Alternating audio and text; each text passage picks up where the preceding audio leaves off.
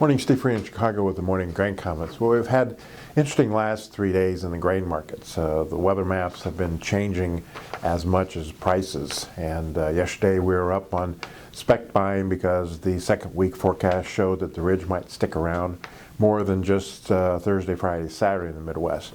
Today those maps change. They've taken the ridge out and actually bring some rains in to the northern part of the Midwest early next week. So overnight, we've got beans down 14 cents, corn 6, and wheat down about 5 cents. So USDA rated the corn crop 76% good to excellent versus 69 last year. That suggests the potential for this crop is a higher yield than what the USDA is saying. Most of the improvement was in Iowa, Minnesota, and Illinois. 56% of the crop is pollinating versus 46 average, so we're running out of time to hurt the crop. One crop scout toured Nebraska, Minnesota, Iowa, and northern Illinois and came back with a better than expected view of yield potential there. USDA rated the soybean crop 71% good to excellent, last year 62.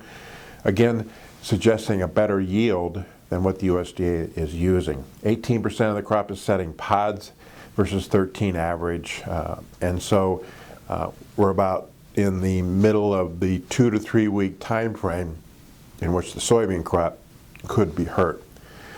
76% of the winter wheat crop is harvested. USDA did drop the spring wheat crop 1 percentage point to 69% good to excellent. Big divergence between North Dakota at 73 and South Dakota at 44.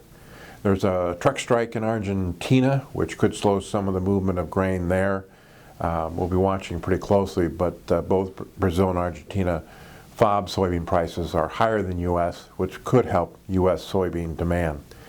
November beans range bound between 1030 and 1080, but we are struggling near support, and D's corn is struggling at the 360 resistance area with 350 key support. Funds yesterday were net buyers.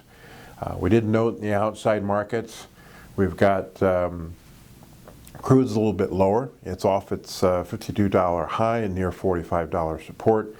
U.S. stocks should open lower, but we may be looking for new buyers at all-time highs.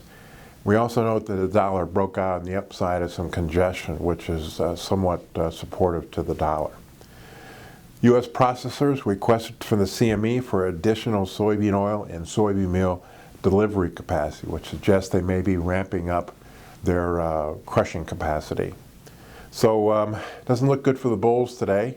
We'll be watching the weather day to day and see what impact that's have. Crops are rated above average, which offers resistance to prices. As always, these are my thoughts and not those of ADM or ADM Investor Services. Have a safe and profitable trading day.